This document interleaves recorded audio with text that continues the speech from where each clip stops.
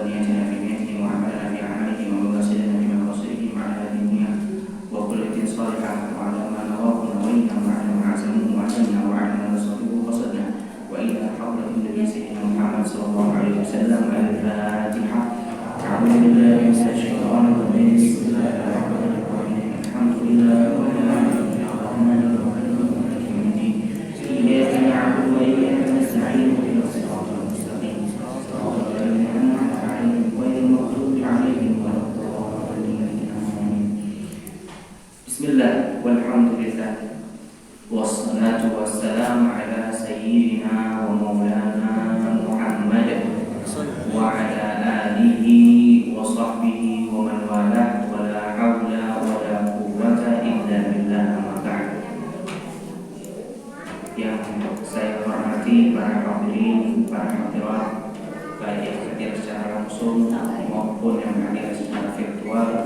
Semoga Allah Subhanahu wa Ta'ala memberikan limpahan karunia-Nya berkat majelis kita ini. Semoga Allah Subhanahu wa Ta'ala memberikan kita taufik, memberikan kita inayah, memberikan kita hidayah, memberikan kita segala-galanya apa yang hal yang menurut Allah baik untuk kita. Semoga kita semua menerimanya. Amin Allahumma amin.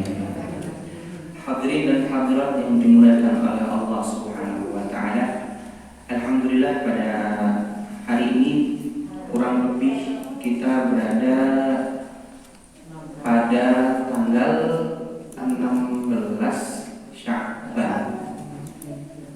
Pada tanggal 16 Sya'ban kita sudah melewati 15 hari pertama di bulan Sya'ban, menunjukkan bahwa Gusti Allah Subhanahu wa Ta'ala memberikan kita taufik, memberikan kita kesempatan untuk memanfaatkan waktu dengan sebaik-baiknya. Karena di antara tanda-tanda orang yang Allah inginkan kebaikan bagi orang tersebut adalah dipertemukannya dengan waktu-waktu yang mulia, dipertemukannya dengan hari-hari yang mulia. Kalau Gusti Allah Subhanahu wa Ta'ala masih memberikan kita kesempatan bertemu dengan malam nisfu Sya'ban, berarti Gusti Allah pengen kita baik. Kalau Gusti Allah Subhanahu wa Ta'ala mentakdirkan kita bisa berjumpa dengan bulan Ramadan atau dengan hari-hari yang mulia, berarti menunjukkan kalau Gusti Allah pengen kita baik. Nah, kita sudah memanfaatkan atau belum, itu pertanyaannya. Tersisa kurang lebih 14 hari lagi menuju Ramadan. Mari kita manfaatkan momen-momen terakhir di bulan Sya'ban, yang mana dengan memanfaatkan bulan Sya'ban tersebut sama saja kita menyambut bulan Ramadan. Menyambut bulan Ramadan bukan hanya sekedar mengucapkan selamat bulan Ramadan atau membuat status, tidak hanya itu, tetapi wujud menyambut bulan Ramadan diantaranya adalah menghidupkan bulan Sya'ban. Pernah sempat dibahas ibaratnya Abu Yasir Muhammad bin Adawi al-Maliki, beliau menggambarkan bulan Sya'ban itu ibarat pemanasan sebelum olahraga. Orang mau berenang butuh pemanasan, orang mau berlari butuh pemanasan, orang mau bersepeda butuh pemanasan. Kalau tidak pemanasan bisa kram. Nah, pemanasan dalam menyambut bulan Ramadan adalah menghidupkan bulan Sya'ban. Sisa setengah bulan lagi waktu kita pemanasan. Nah, kalau kita memanfaatkan betul-betul, insya Allah Ramadan sudah gampang, sudah santai. dapat udah siap dapat banyak. Oke. Maka daripada itu masyarakat hadirin dan hadirat yang dimuliakan oleh Allah Subhanahu wa taala, ayo kita manfaatkan momen-momen menuju bulan Ramadan dengan menghidupkan sunnah Kanjeng Nabi Muhammad SAW. Banyak baca Al-Quran, banyak mengkaji Al-Quran, banyak mengkaji hadis, banyak mendengarkan hal-hal yang bikin ruh kita, iman kita bertambah kepada Allah Subhanahu wa taala. Semoga Allah Subhanahu wa taala memberikan kita semua taufiknya. Amin ya rabbal alamin.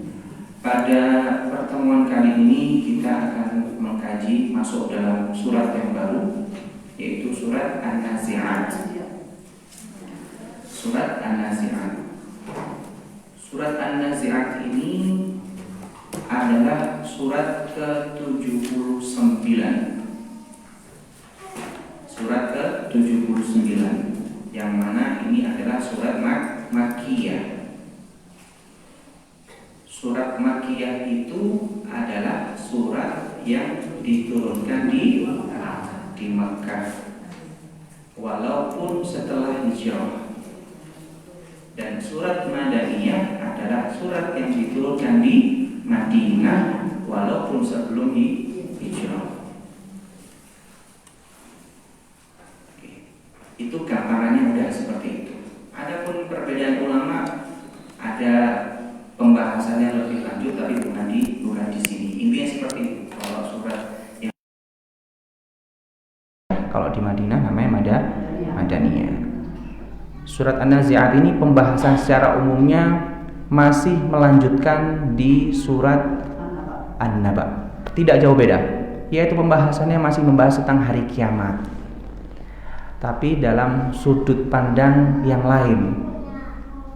Ya, dalam sudut pandang yang lain. Allah Subhanahu wa taala dalam ayat-ayat pertama Allah akan bersumpah dengan makhluknya Allah, kemudian membahas tentang hari kiamat, kemudian membahas tentang surga, masih tidak jauh beda, menunjukkan kalau memang banyak sekali orang-orang yang masih tidak percaya tentang terjadinya hari kiamat. Kenapa hal tersebut bisa terjadi? Karena kurangnya iman. Karena hari kiamat itu patokannya adalah iman. Ndak ketokan kok, ndak ngrasakno kok. Tapi aku kudu percaya, harus percaya karena sangkut pautnya adalah iman. Bismillahirrahmanirrahim. Kita mulai pada ayat pertama. Bismillahirrahmanirrahim. Wan nazi'ati gharqa. Ayat yang pertama adalah wan nazi'ati gharqa. Demi malaikat yang mencabut nyawa dengan keras. Demi malaikat yang mencabut nyawa dengan keras. Sebelum masuk ke dalam pembahasan bagaimana dicabutnya ruh, bagaimana keadaan orang-orang ketika ketika dicabut ruhnya oleh Gusti Allah, kita sedikit membahas tentang siapa sih malaikat itu. Kenapa Gusti Allah kok bersumpah dengan malaikat? Kalau dalam Aqidatul Awam ada wal malakul ladzi bila abin wa la aklala syurba wala naumalahum tafsilu ashrin minhum jibrilu dan seterusnya. Malaikat itu pengertiannya adalah ajsamun nuraniyah. Malaikat adalah jasad-jasad yang tercipta dari cahaya. Jadi bentuknya itu dari cahaya. Yang Allah kehendaki berubah wujud sekehendaknya, semaunya.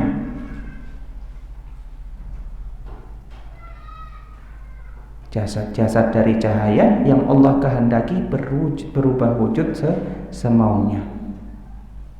Tidak makan, tidak minum, dan melaksanakan semua perintah Allah dan tidak bermaksiat kepada Allah Subhanahu wa ta'ala. Jadi malaikat itu kesehariannya adalah sesuai dengan apa yang Allah ciptakan. Allah ciptakan malaikat untuk rukuk, maka malaikat tersebut akan rukuk terus sampai hari kiamat. Allah ciptakan malaikat tersebut untuk tawaf, maka malaikat tersebut akan tawaf sampai hari kiamat. Allah ciptakan malaikat untuk sujud, maka akan sujud terus sampai hari kiamat. Seperti itu, dan nggak ada yang bangkang, nggak ada yang melawan, nggak ada yang maksiat kepada Allah Subhanahu wa ta'ala. Yang mana malaikat tidaklah tercipta bersumber dari ayah atau ibu, enggak. Tidak makan, tidak minum, bahkan tidak tidur itu malaikat. Kalau dikatakan malaikat lelaki atau perempuan, malaikat bukan lelaki dan malaikat bukan perempuan. Bagaimana? Dan bukan juga tidak jelas, bukan khuntha, bukan setengah-setengah. Ya wis, pokoknya malaikat. Tetapi di dalam Al-Quran Allah Subhanahu wa ta'ala menggunakan kata ganti laki-laki. Bukan berarti menunjukkan kalau malaikat itu laki-laki, enggak. Tapi kalau laki-laki itu maknanya lebih global. Biasanya mencakup perempuan, biasanya mencakup anak-anak, biasanya mencakup dewasa, lebih umum. Tapi kita tidak mengatakan bahwasanya malaikat lelaki atau perempuan. Dan hukum orang yang mengatakan malaikat dan yakin kalau malaikat perempuan itu naudzubillah min dzalik bisa mengakibatkan kekufuran. Kalau yakin, ya, kalau ada orang ngaku pacarnya sinten malaikat Jibril, ya, pada masanya ada yang mengaku seperti itu. Terus umatnya yakin, subhanallah, wonten mawon nggih jamaah nih. Ada jamaahnya dan yakin. Ya Allah, tidak mungkin, tidak boleh. Tidak berwujud laki-laki, tidak berwujud perempuan. Malaikat semaunya, mau nyamar jadi perempuan bisa, mau laki-laki bisa. Bahkan malaikat Jibril alaihissalam, nanti kita akan bedah satu-satu malaikatnya. Ya, itu malaikat. Wala nauma lahum tafsilu 'ashrin minhum Jibril. Ada 10 malaikat yang wajib kita yakini. Ada 10 malaikat yang wajib kita yakini. Ada malaikat Jibril, malaikat Mikail, malaikat Israfil, malaikat Israel, malaikat Munkar, malaikat Nakir, malaikat Raqib, Atid, Malik dan Ridwan. Ini wajib kita yakini. Sebenarnya jumlah malaikat sangat banyak, tetapi yang wajib kita imani, yang wajib kita yakini 10 ini. Bagaimana kadar iman, kadar yakinnya, batasan yakinnya bagaimana? Sekiranya kalau kita dengar nama malaikat tersebut, kita langsung tahu, oh ini adalah malaikat. Oke. Misal kalau ditanya, pernah dengar Mikail? Oh ya, Mikail adalah salah satu dari nama malaikat. Cukup. Pernah dengar Israfil? Oh ya, Israfil adalah salah satu daripada nama malaikat. Cukup. Kalau misalnya ada yang belum tahu, kenal yang namanya Israel, sinten Israel ke? Mau tak kenalkan tah? Kalau tidak kenal, maka harus diajarkan, dikasih tahu malaikat Israel adalah nama daripada malaikat. Cukup segitu saja. Tapi kalau santri-santri harus lebih tahu lebih detailnya. Tugasnya bagaimana? Itu tugasnya santri. Tapi kalau orang umum atau kita-kita ini cukup mengetahui kalau itu namanya malaikat. Yang pertama ada namanya malaikat Jibril. Malaikat Jibril alaihissalam, beliau adalah yang diamanati untuk menyampaikan wahyu kepada Kanjeng Nabi Muhammad sallallahu alaihi wasallam. Dan malaikat Jibril adalah afdolul malaikah, paling afdolnya malaikat. Bahkan pimpinannya malaikat adalah malaikat Jibril alaihissalam. Kalau fisiknya malaikat Jibril berbeda riwayat, pernah saya bahas di minggu lalu. Di antaranya adalah fisiknya malaikat Jibril besar, ya Masya Allah, tabarakallah, memiliki 600 sayap. Ra'aitu Jibril lahu situ mi'ati janah. Kanjeng Nabi dawuh, saya melihat malaikat Jibril punya 600 sayap. 600 sayap itu bagaimana besarnya? Itu malaikat Jibril alaihissalam. Karena malaikat Jibril pengen bikin tenang Kanjeng Nabi, maka sering malaikat Jibril menyamar seperti salah seorang sahabat yang bernama Dihya al-Kalbi. Jadi menjiplak fisiknya Dihya al-Kalbi dan berjumpa dengan Kanjeng Nabi Muhammad SAW, biar Kanjeng Nabi itu tenang ketika komunikasi dengan malaikat Jibril. Ini malaikat Jibril, pimpinannya para malaikat, panglimanya para malaikat. Dan Allah Subhanahu wa taala seringkali mencantumkan kisah atau tugas daripada malaikat Jibril ini di dalam Al-Qur'an. Lebih sering daripada malaikat-malaikat yang lain. Yang kedua adalah malaikat Mikail. Ada bisa dibilang Mikail, bisa Mikal, ya.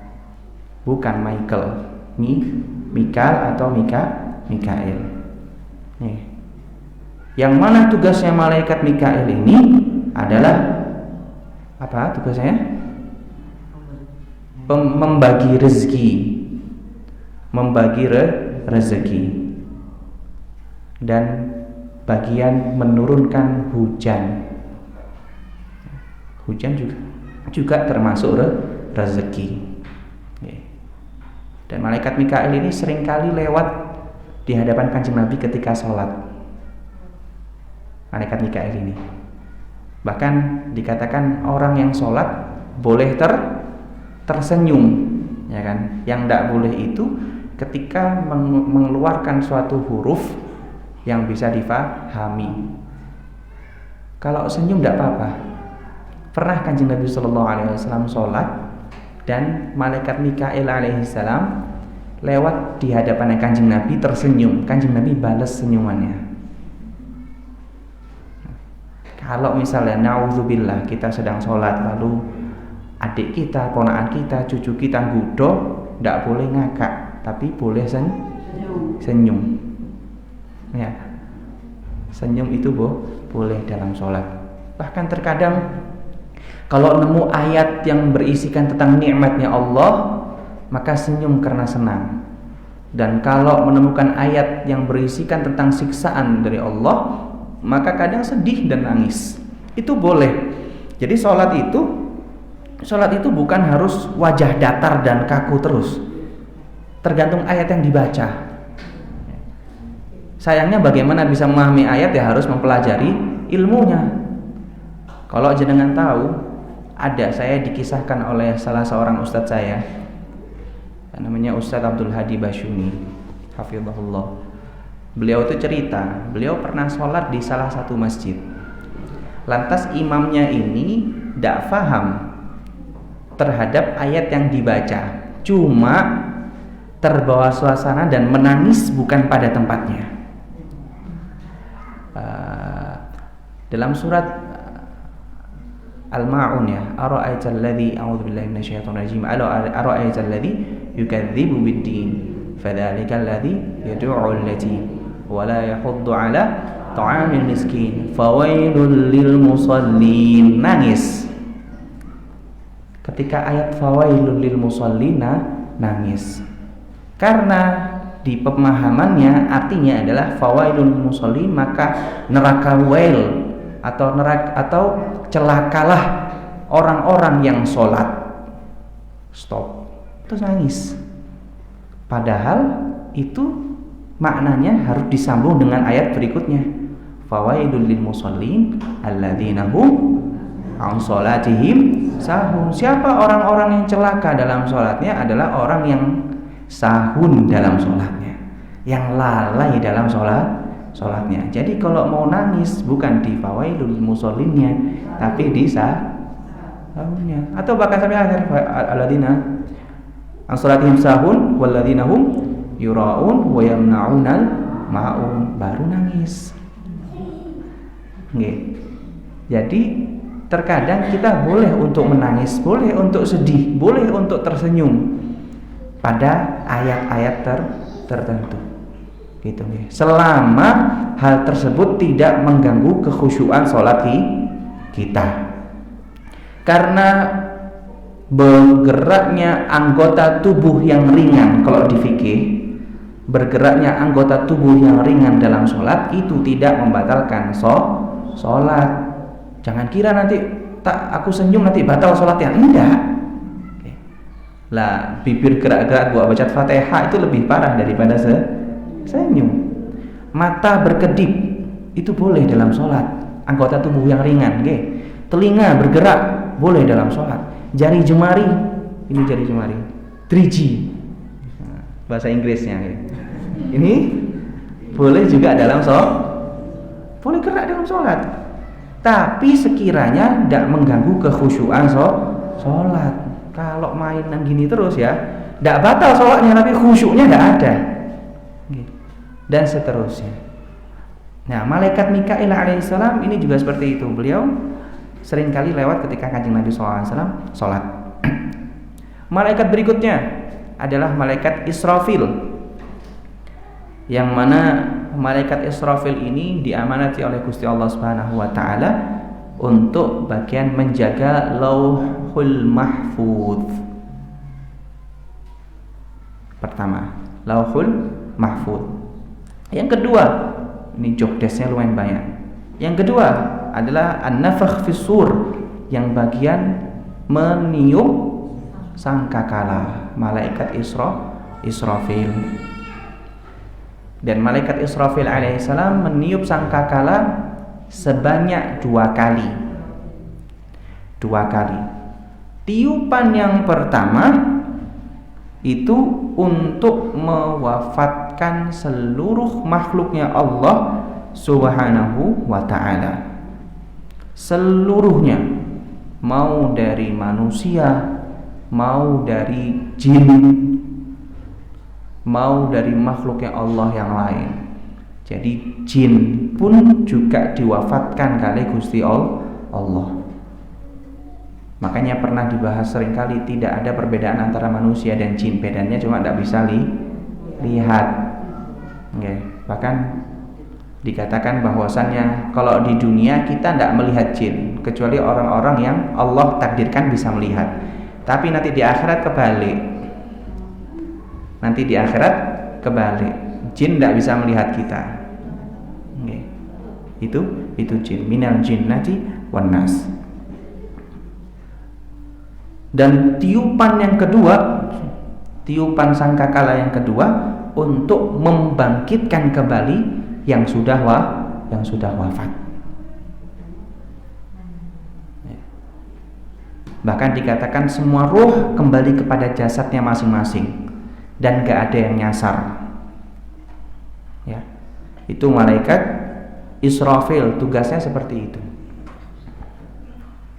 Jadi malaikat Israfil adalah makhluknya Allah yang terakhir tiada dan awal kali diadakan, karena tugasnya adalah meniup sangkakala. Malaikat berikutnya adalah malaikat Israil, yang kita mungkin kenal sekali dengan malaikat Israil. Kisah tentang malaikat Israil banyak sekali. Tugas beliau adalah mencabutnya nyawa. Mencabut nyawa laki-laki, perempuan, kecil, dewasa, jin ataupun manusia. Semuanya dicabut oleh malaikat Israil.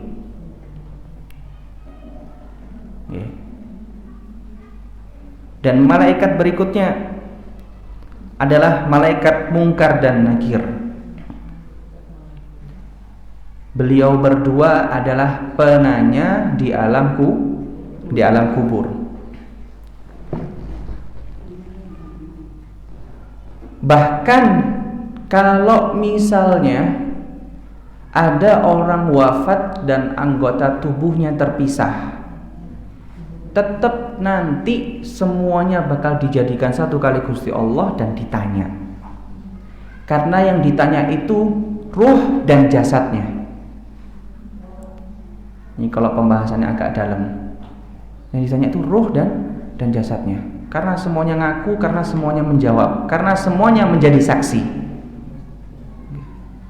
Dan kualitas pertanyaan kepada orang-orang yang sudah wafat tergantung amalannya. Seperti yang saya jelaskan minggu lalu, kalau orang ini amalannya sedikit, ya malaikatnya ya semakin keren, semakin menakutkan, sehingga takut untuk menjawab. Tapi kalau amalannya banyak, maka orang tersebut akan menjawab dengan santai. Ditanya, man rabbuka, siapa Tuhanmu? Wa ma dinuka, dan apa agamamu? Wa man nabiyuka, dan siapa nabimu? Wa ma kiblatuka, dan apa kiblatmu? Wa man ikhwatuka, dan siapa saudara-saudaramu? Wa man imamuka, dan siapa pemimpinmu? Wa ma manahijuka, dan atas dasar apa kamu berada dalam dunia ini? Banyak pertanyaannya dan berat-berat. Kalau kualitas selevel para nabi, al-anbiya, para nabi, asyuhada, orang-orang yang wafat di jalannya Allah, apa istilahnya, mati syahid, dan orang-orang siddiqun, dan orang-orang yang senantiasa membaca surat Tabarok, surat Sajdah, dan seterusnya, maka mereka tidak ditanyai dalam alam kubur. Kalau jenengan pernah dengar, barang siapa yang istiqomah membaca surat Tabarok dan surat Sajdah, maka Allah akan menyelamatkan dia dari pertanyaan di alam kubur. Nah, orang-orang ini yang di-skip kali, yang dilewati kali malaikat Munkar dan Nakir, tidak bakal ditanya. Bahkan kalau orang-orang soleh niku, karena kualitas imannya tinggi kepada Allah, malah balik tanya ke malaikat.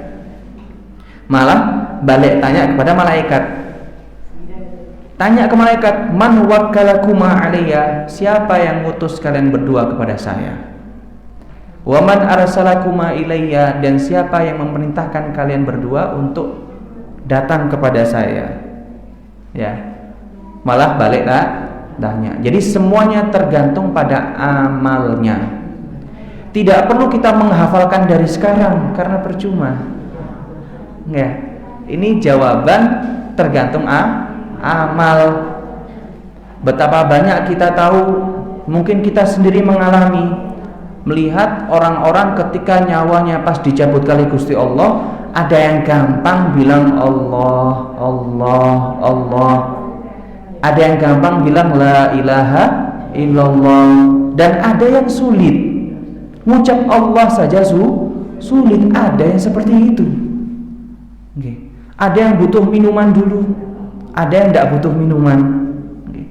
Katanya, dikatakan bahwasanya keadaan yang paling menghauskan selama di dunia ini adalah tatkala naza, atau masa waktu pencabutan tiba. Makanya disunahkan atau dianjurkan kali Kanjeng Nabi, kalau melihat orang sudah mau wafat, disediakan air, dikasih air minum, karena ngelaknya, naudzubillah,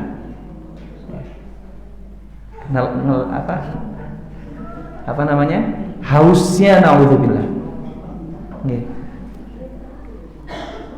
Dan disitulah kembali kepada amal dan perbuatan. Malaikat berikutnya,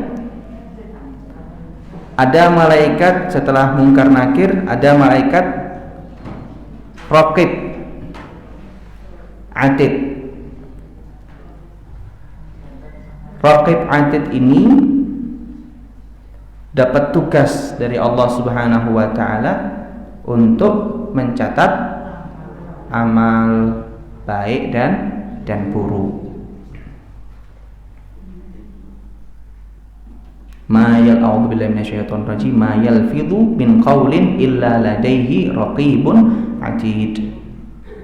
Imam Abdullah bin Alawi al-Haddad dalam kitab beliau Risalatul Muawanah beliau ngasih tahu kalau iman kita sedang lemah, iman kita sedang berkurang, suruh nginget kalau selama 24 jam kita diawasi oleh malaikat raqib dan atid. Kalau memang merasa diawali kali Gusti Allah terlalu ketinggian, ini loh raqib atid ada. Nih. Jadi kapanpun dimanapun dengan malaikat raqib dan atid. Kemudian ada malaikat berikutnya, yaitu adalah malaikat Malik. Malaikat Malik, beliau ditugaskan menjaga pintu neraka. Yang mana malaikat Malik ini punya 19 asisten. Punya 19 pembantu atau asisten yang bantu malaikat Malik. Dan dari 19 ini masing-masing punya anak buah yang tidak ada tahu jumlahnya kecuali Allah Subhanahu wa taala. Yang ngurusi neraka itu banyak. Wallahu alam. Bagian apa aja wallahu alam. Tapi pemimpin yang penjaga pintu neraka adalah malaikat Malik.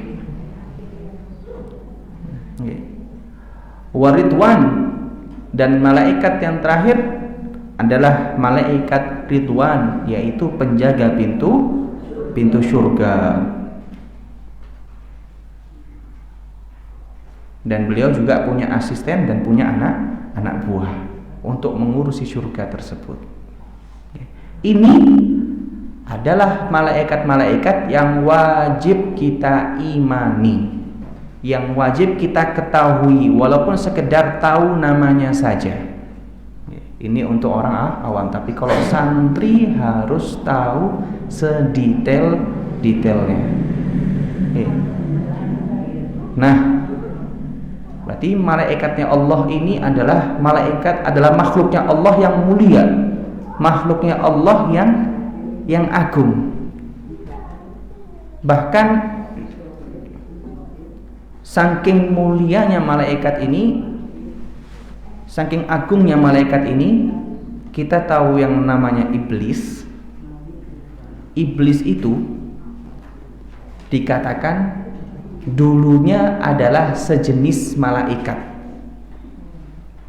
bahkan lebih alim daripada malaikat sendiri dan lebih alim daripada manusia.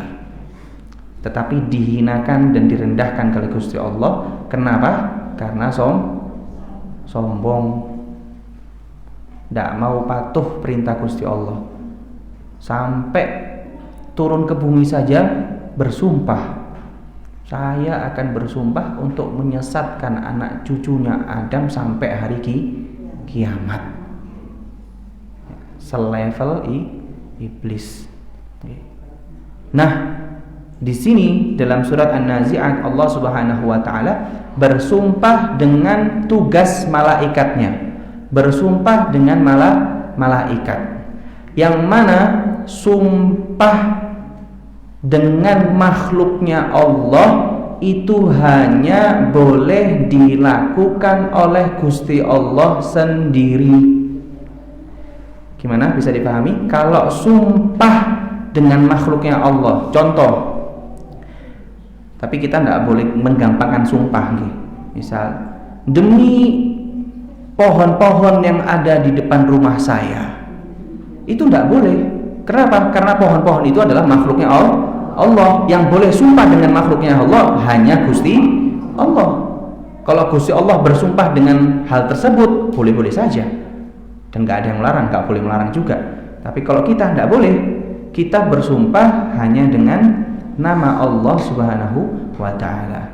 Makanya kalau di nahwu ada namanya huruful qasam. Ada wallahi, demi Allah, wabillahi, wa tallahi, demi Allah, demi Allah, demi Allah. Itu kalau kita. Atau boleh juga demi Tuhannya Ka'bah. Itu boleh. Karena sama aja dengan demi Allah.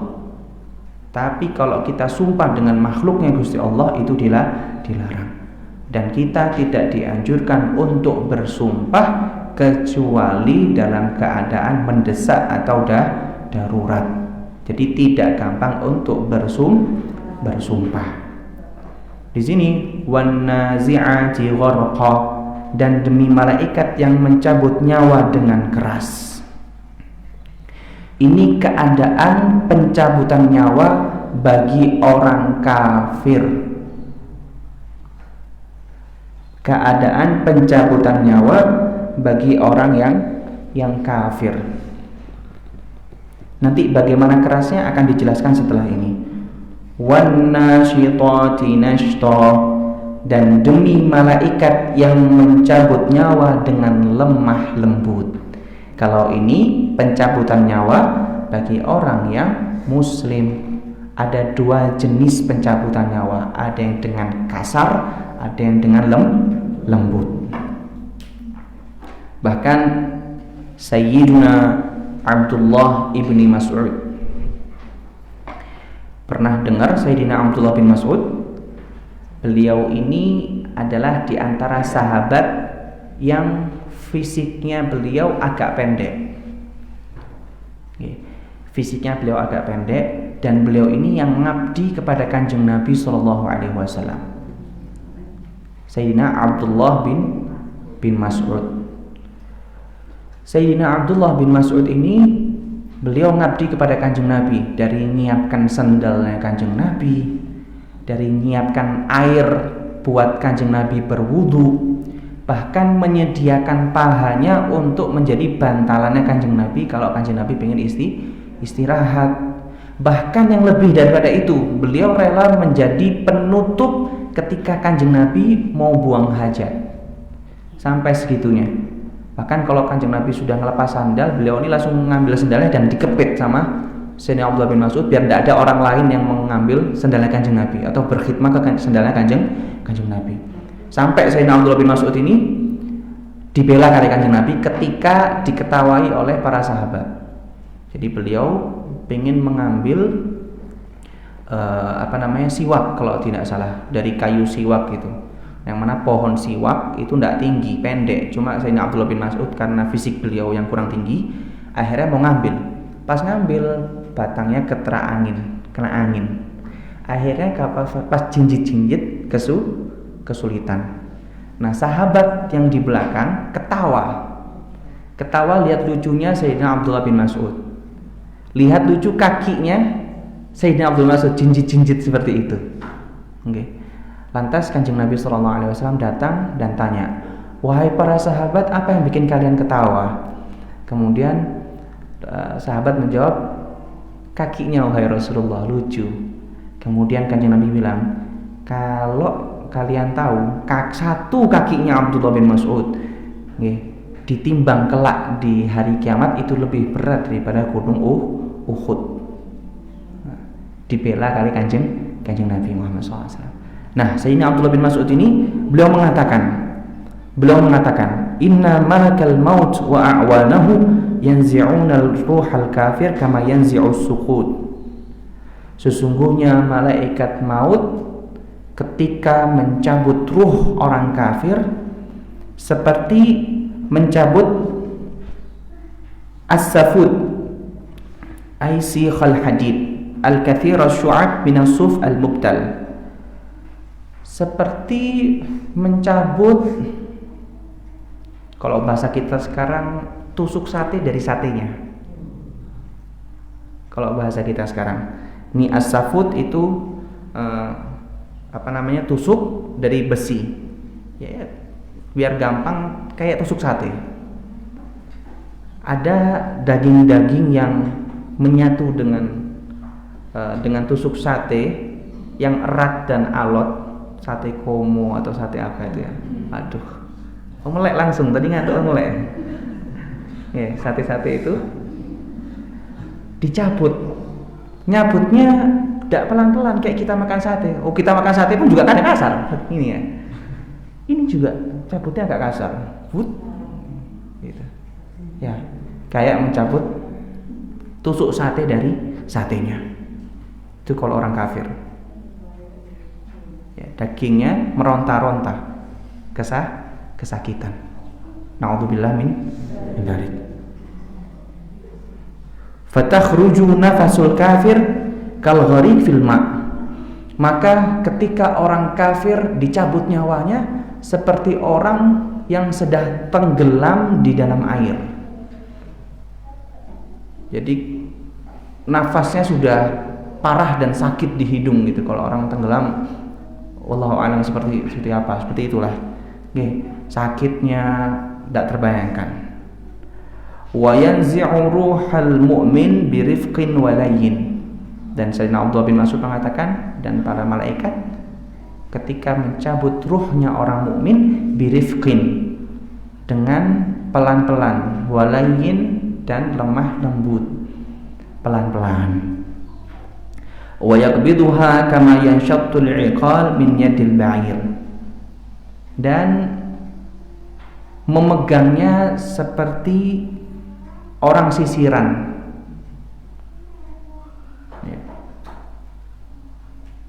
Ya pelan-pelan, lembut gitu, kayak nyisir. Kan kalau sisir bukan serit ya, tapi sisir yang agak besar itu ketika kena rambut, view gitu ya. Jadi keluarnya dari sela-selanya itu pelan-pelan gitu kah. Beda dengan tusuk sate tadi. Tusuk sate kah kasar, tapi kalau sisir lebih lembut, lebih kalem gitu. Itu kalau orang mukmin. Itu katanya Sayyidina Abdullah bin Mas'ud radhiyallahu taala anhu.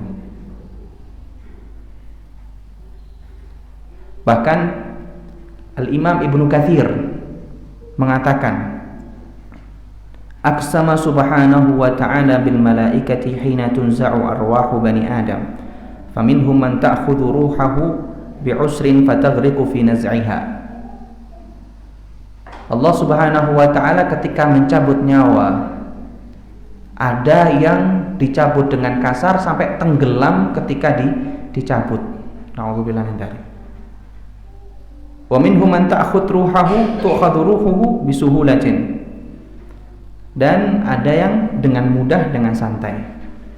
Dan itu semua bisa dilihat tatkala dinaza atau sebelum dicabut nyawanya oleh Gusti Allah Subhanahu wa taala. Ada yang wafatnya dalam keadaan senyum, ada yang wafat dalam keadaan ikhlas, ada yang wafat dalam keadaan normal, ada yang na'udzubillah min dzalik dipersulit. Na'udzubillah min dzalik. Wan nasyitati nashta. Dan demi malaikat yang mencabut nyawa dengan lemah lembut. Ini sudah dua jenis malaikat. Ada malaikat yang mencabut dengan kasar dan lembut. Jenis yang ketiga, wasabihati sabha. Dan demi malaikat yang turun dari langit dengan cepat. Dan demi malaikat yang turun dari langit dengan cepat. Maksudnya adalah menunjukkan kalau malaikat ini segera melaksanakan perintahnya Allah, tidak pakai pikir panjang. Ketika diutus langsung set gitu. Tidak pakai pikir panjang.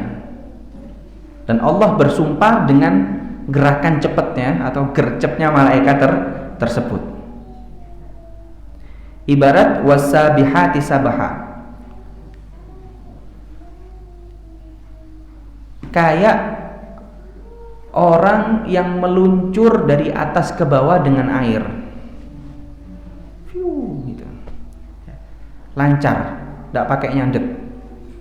Allah Subhanahu wa taala bersumpah dengan gerakan cepatnya malaikat tersebut.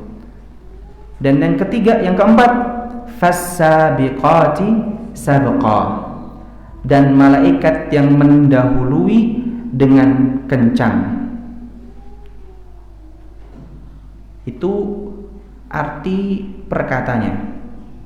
Tapi maknanya di sini adalah malaikat yang menggiring orang-orang mukmin ke surganya Allah. Fasabiqati sabqa maknanya adalah malaikat yang menggiring orang-orang mukmin ke surganya Allah Subhanahu wa taala. Ini jenis malaikat yang keempat. Jenis malaikat yang kelima yang dijadikan bahan sumpah kali Gusti Allah adalah fal mudabbirati amra, dan malaikat yang mengatur urusan-urusan dunia. Tadi malaikat Yusrafil, malaikat Mikail, ya. Dan Allah bersumpah terhadap malaikat tersebut. Allah bersumpah dengan 5 jenis malaikat ini. Gunanya buat apa? Gunanya buat meyakinkan kalau kiamat itu ada. Jadi kurang lebih tatarannya sama kayak surat An-Naba kemarin. Allah bersumpah dengan ciptaannya yang istimewa, yang luar biasa, dan sekarang pun juga gitu. Allah Subhanahu wa taala bersumpah dengan ciptaan yang istimewa, yaitu malaikat tersebut. Buat menunjukkan apa? Buat menunjukkan kalau kiamat itu ada. Nah, sekarang ini pembahasan hari kiamat di ayat yang ke-6. Yauma tarjufur rajifah. Sungguh kamu akan dibangkitkan pada hari ketika tiupan pertama mengguncangkan alam. Diguncangkan kali Gusti Allah Subhanahu wa taala di tiupan pertama. Semuanya bertebaran, semuanya hancur, semuanya terlempar. Ya. Betapa mencengkamnya hari tersebut. Tatsba'uha radifah. Yang mana tiupan tersebut dilanjutkan dengan tiupan yang kedua, yaitu tatkala dibangkitkan. Ayat ke-8 ini membahas tentang keadaan orang kafir yang mengingkari hari kiamat. Qulubu yawma idin wajifah. Hati manusia pada waktu itu merasa sangat takut. Absaruha khashi'ah, yang mana pandangan mereka tertunduk. Saking takutnya sampai tidak berani dangak, nunduk terus. Sebagaimana kalau mungkin kita ditegur oleh seorang guru, atau ditegur oleh keluarga, atau ditegur, maka kita menunduk. Nah, ini teguran yang sangat keras sekali dari Gusti Allah, maka nunduk tidak bisa dangak. Qulubu yawma idin wajifah absaruha khashi'ah yaquluna a inna lamarduduna fil hafirah. Orang kafir mengatakan, apakah kita benar-benar akan dikembalikan kepada kehidupan yang semula? Pas hari kiamat ngomong, oh sekarang sudah terjadi, ini kira-kira kita dihidupkan lagi nggak ya? Gitu. Itu orang kafir. Aidza kunna 'idhaman nakhirah. Apakah kita dikembalikan lagi tatkala tulang belulang kita sudah hancur? Jadi masih ada keraguan dalam diri orang kafir, padahal sudah dalam keadaan menakutkan. Saya mikir kira-kira dibalikno lagi nggak ya? Gitu. Qalu tilka idzan karratun khasirah. Mereka berkata, kalau demikian itu adalah suatu pengembalian yang merugikan. Subhanallah. Ini saking lemahnya iman, sampai ketika kiamat ditampakkan di hadapannya masih meragukan kemampuan Gusti Allah Subhanahu wa ta'ala. Fa innama hiya zajratu wahidah. Maka pengembalian itu hanyalah dengan sekali tiupan saja.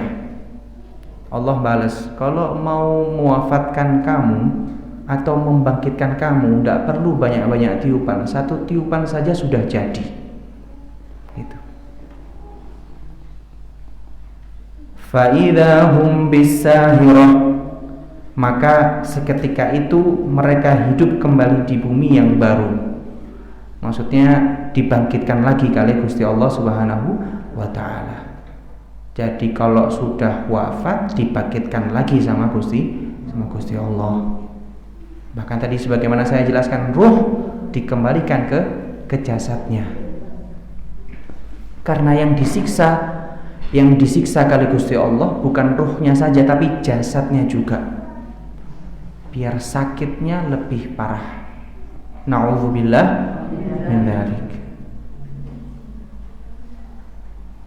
Setelah itu adalah kisah tentang Nabi Musa alaihissalam yang mana insya Allah akan saya kisahkan, karena kisahnya ini agak seru, agak panjang. Insya Allah akan saya kisahkan di pertemuan yang akan datang. Intinya pada hari ini kita sudah mengambil 14 ayat kurang lebih yang menggambarkan kalau kiamat ini benar-benar terjadi dan tidak ada yang mustahil di tangan Allah Subhanahu wa ta'ala. Ma'asyiral hadirin dan hadirat yang dimuliakan oleh Allah Subhanahu wa ta'ala, kalau bahas tentang kiamat kita tidak tahu kapan akan terjadi. Kalau bahas kiamat kita juga nggak tahu apakah kita akan selamat daripada ancaman hari kiamat tersebut. Bahwa sesungguhnya para ulama mengatakan ada kiamat yang terjadi sebelum kiamat beneran. Itu kiamat beneran. Kiamat sugro, kiamat usra, kiamat kubro itu kiamat beneran. Ini ada kiamat yang maknanya adalah yang maknawi. Kiamat yang terjadi sebelum kiamat adalah ketika seorang hamba tidak menyadari kesalahannya dan mengungkit-ungkitnya kepada Allah Subhanahu wa ta'ala. Hamba tidak ngaku salah tapi malah mungkit. Kalau bahasa santainya kita, ketika kita ada musibah, kita mengatakan kepada Allah, salah apa saya ya Allah? Itu tidak boleh. Ketika diberikan cobaan, ya Allah saya ini salah apa? Kok saya dikasih cobaan? Apa salah saya? Ya salahmu banyak, salah kita banyak. Mungkin diganti bahasanya, ya Allah mungkin karena kesalahan saya maka saya diberikan cobaan seperti ini. Bahasanya diganti. Ya, itu kiamat sebelum kiamat. Maka mari kita minta doa sama Allah Subhanahu wa ta'ala, minta perlindungan dari Allah Subhanahu wa ta'ala, biar kita semua, keluarga kita semua dijaga oleh Gusti Allah, dijauhkan dari fitnahnya akhir zaman.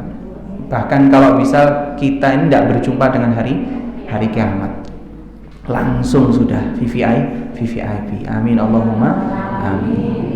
Mungkin cukup di sini dulu yang bisa kita kaji dan yang bisa saya sampaikan. Mugi-mugi bermanfaat fid dini wad dunya wal akhirah. A'udzu billahi minasyaitonir rajim. Bismillahirrahmanirrahim. Alhamdulillahirabbil alamin. Allahumma shalli wa sallim ala sayyidina Muhammad wa ala ali sayyidina Muhammad. Allahumma ij'al jam'ana hadza jam'an marhuma wa tafarrugana min ba'dihi tafarrugan ma'suma wa la taj'al fina wa la ma'ana shay'an wa la mahruma wa an babi rahmatika matruda.